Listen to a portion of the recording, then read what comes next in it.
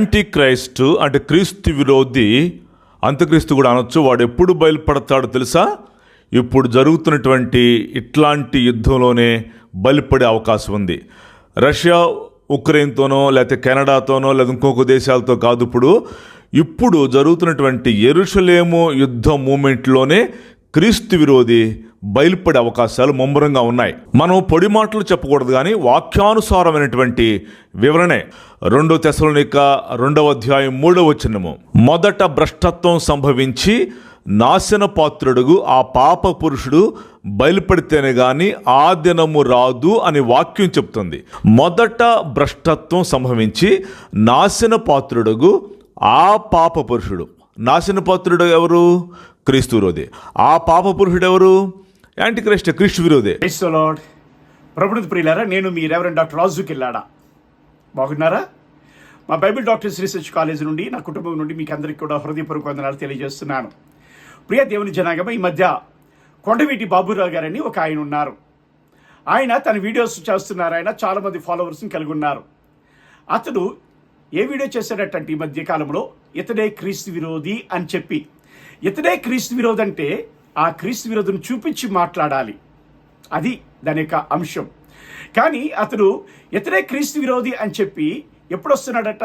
ఇప్పుడు 2024 ఈ ఆగస్టులో కొనసాగుతున్న ఇజ్రాయేలీల యొక్క యుద్ధం ఉందే, ఆ యుద్ధం విషయంలో క్రీస్తు విరోధి బయలుపరచబడతాడు, శాంతి ఒప్పందం చేస్తాడు, ఈ క్రీస్తు విరోధి ఎక్కడో పుట్టే ఉన్నాడు అని ఒక అబద్ధపు బోధ, బైబిల్లో లేని బోధ, బైబిల్లో నిర్ధారణ చేయలేని ఈ బోధన చేస్తూ ఇక కొండవీటి బాబురావు గారు ఆ యొక్క విశ్వాసులు గలిబిలి పరుస్తున్నారు. ఏంటట గలిబిలి అంటే, సంఘం ఇంకా భూమి మీద ఉంది, ఎత్తబడలేదు. సంఘము భూమి మీద ఉండి ఎత్తబడకుండా క్రీస్తు విరోధి వస్తున్నాడంటే సంఘము శ్రమల్లో ఉంటుంది అని ఒక ముద్ర వేస్తున్నాడు ఈయన చూస్తే ప్రీ ట్రిబ్యులేషన్ ర్యాప్చరిస్ట్ అని చెప్తున్నాడు. కానీ ఈయన ప్రభు దినం ముందు ఎవరు వస్తారట? క్రీస్తు విరోధి వస్తారట. ఈ ప్రభు దినం అనగా యేసుక్రీస్తు ప్రభు యొక్క రాకడా అని ఆయన చూపిస్తున్నారు. అంటే ఏంటట? ఆయన ప్రీ ట్రిబ్యులేషన్ ర్యాప్చర్ సిద్ధాంతానికే ఆయన క్వైట్గా వ్యతిరేకించుకుంటున్నాడు. ఆయన ఏంటట? క్రీస్తు విరోధి రాకడ కాలం ఎందుకు చేస్తున్నాం? కొండవీటి బాబురావు లాంటి వాళ్ళు ఇతడే క్రీస్తు విరోధి అన్నవాళ్ళు కొంతమంది అయితే, క్రీస్తు విరోధి వచ్చిన తర్వాత సంఘం ఎత్తబడుతుంది, శ్రమల కాలం మధ్యలో ఎత్తబడుతుంది మరికొంతమంది అయితే, మరికొంతమంది ఆ యొక్క యేసుక్రీస్తు ప్రభు వారి యొక్క చివరి రాకడ తర్వాత చివరి రాకడలో సంఘం ఎత్తబడుతుంది అని చెప్పి మరికొంతమంది ఎలాగ చేస్తున్నారు. మరి ఈయన ప్రీ ట్రిబ్యులేషన్ ర్యాప్చరిస్ట్ కదా, ఈయన ఎందుకు ఇలా బోధిస్తున్నారటంటే, ఈయనే కాదండి, ఎవరికి కూడా క్రీస్తు విరోధి రాకడ కాలము ఎప్పుడు అని అడిగితే, నేను తీసడిగితే చెప్పలేని సేవకులు 97% ఉన్నారు.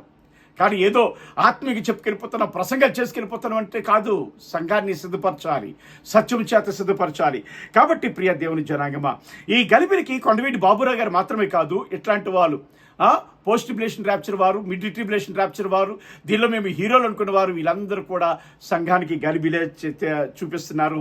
అయోమయంగా ఆ సంఘాన్ని నిలబెడుతున్నారు, అయోమయ సంఘంగా నిలబెడుతున్నారు.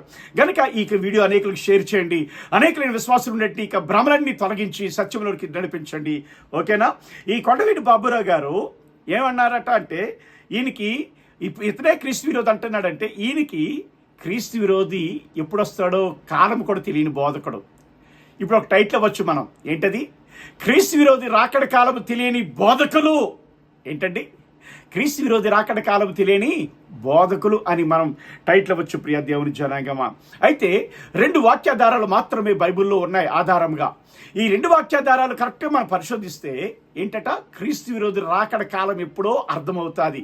వాటిని ప్రక్కన పెట్టి ఎవరి అభిప్రాయాలు వారు చెప్పుకుని వెళ్ళిపోతే, ఏమండి, మిడ్ ట్రిబ్యులేషన్ ర్యాప్చర్ వారు, పోస్ట్ ట్రిబ్యులేషన్ ర్యాప్చర్ వారు, మీ 2 సిద్ధాంతాలకి కూడా బేస్ కూడా లేదు.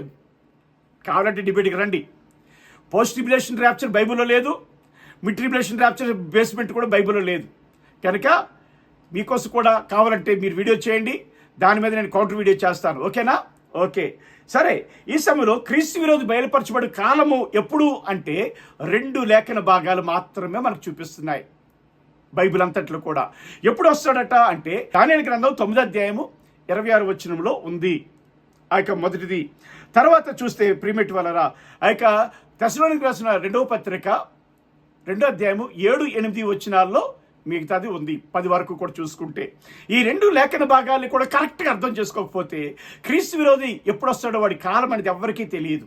కనుక ఈరోజు ఈ 2 కూడా మీకు తెలియజేయడానికి ఇష్టపడుతున్నాను. మొదటిది ఏంటట అంటే దానియేలు గ్రంథం 9:26 పిమ్మట ఏమీ లేకుండా అభిషక్తుడు నిర్మూలము చేయబడును అన్న మాట ఉంది. పిమ్మట ఏమీ లేకుండా అభిషక్తుడు నిర్మూలము చేయబడిన అన్న మాట ఉంది. పిమ్మట అంటే ఏంటట 62 వారములు జరిగిన పిమ్మట అని అంటాడు. మొదటిది ఏంటట అంటే 7 వారములు, రెండోది ఏంటట అంటే 62 వారములు. ఈ 7 వారములు 62 వారములు కలిపి ఎంతట అంటే 69 వారములు. ఇప్పుడు 70 వారము అనే దర్శనం కదా ఇది. మరి 70 వారం ఎప్పుడు సంతరించుకోవాలి అంటే వెంటనే కాదు, మధ్యలో పిమ్మట అనే మాట ఉంది. ఈ పిమ్మట దేంతో ముగిస్తుందట? 62 వారములు జరిగిన పిమ్మట, 34 సంవత్సరములు అనేది 62 వారములు. ఆ జరిగిన వెంటనే పిమ్మట అనేది ఆరంభమవుద్ది కాలం. ఈ పిమ్మట అనేది ఆరంభమైన ఈ కాలము దేంతో ముగించబడదట? అభిషక్తుడు ఏమీ లేకుండా అభిషక్తుడు నిర్మూలము చేయబడిన దాంతో ముగించబడతాది.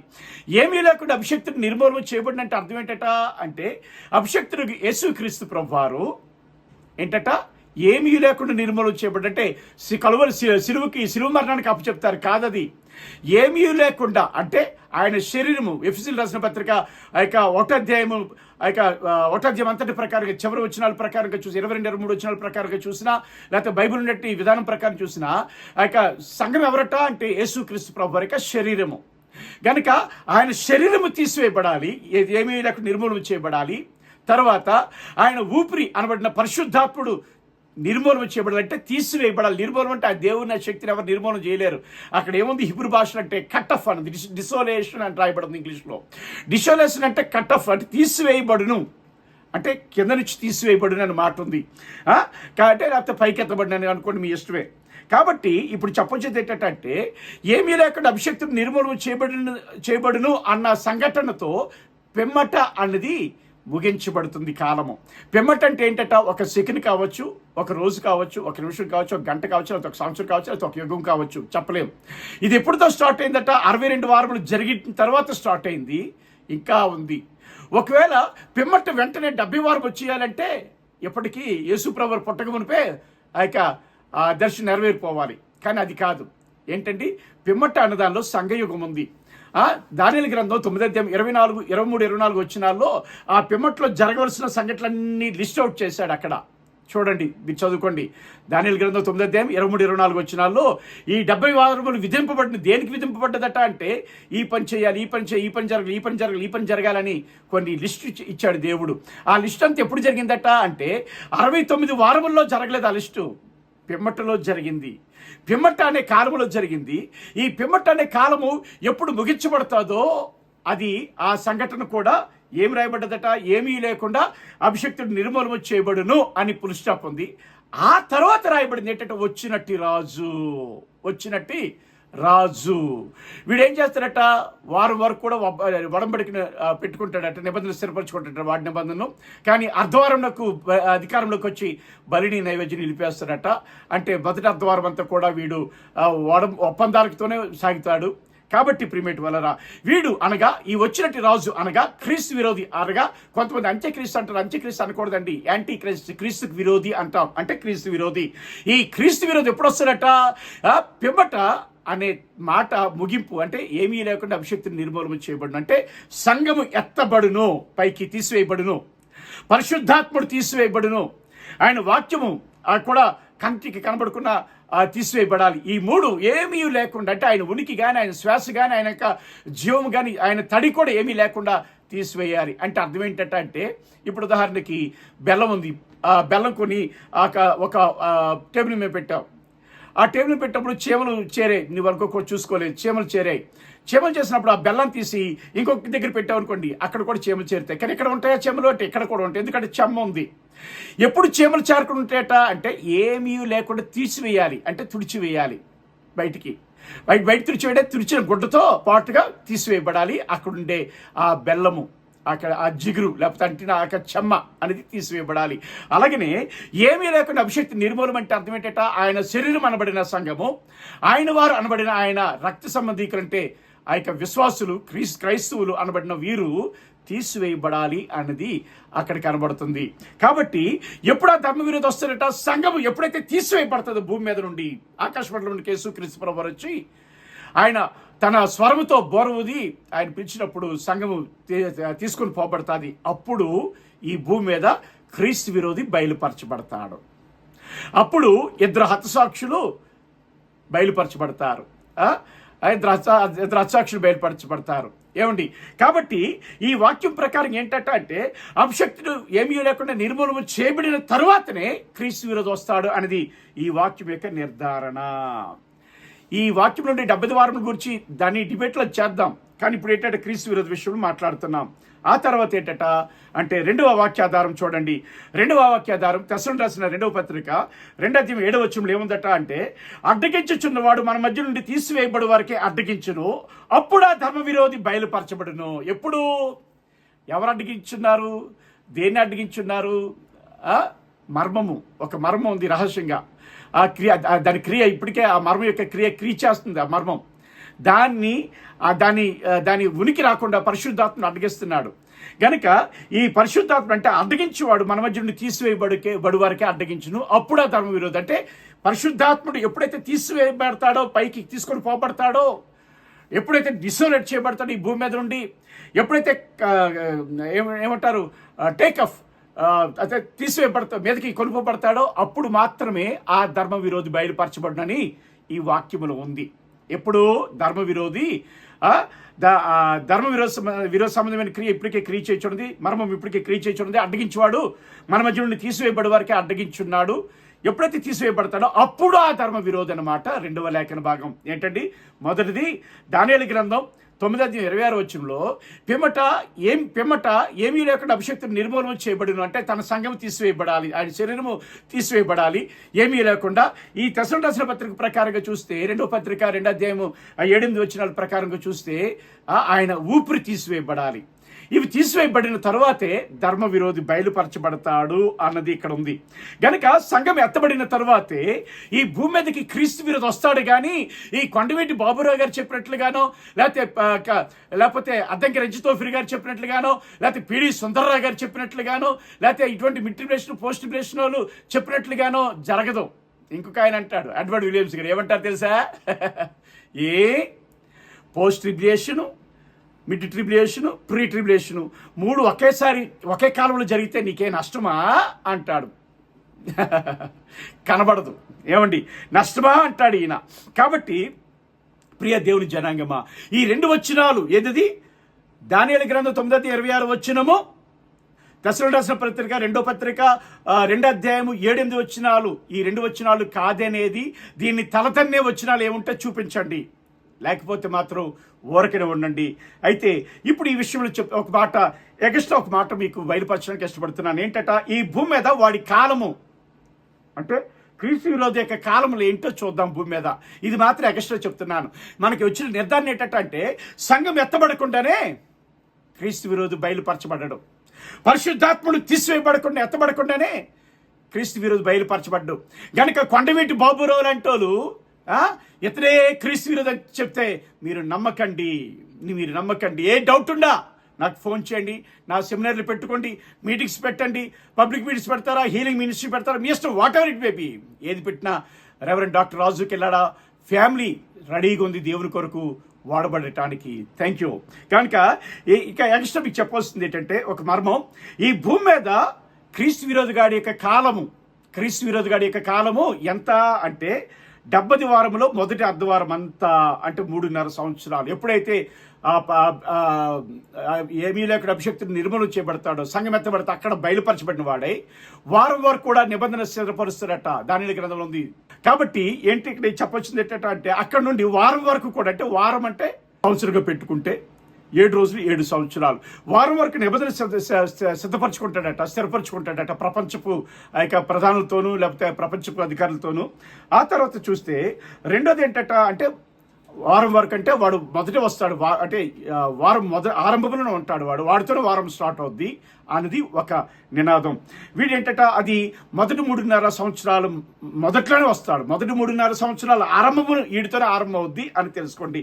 రెండవది ఏంటంటే 70వ వారంలో 2వ అర్ధవారము అంటే 2వ 3.5 సంవత్సరములు, దానికి 42 నెలలు గడువు అని ప్రకటన గ్రంథం 13వ అధ్యాయము 5వ వచనం. ప్రకటన గ్రంథం 13వ అధ్యాయం 5వ వచనంలో 42 నెలలు అని ఉంది.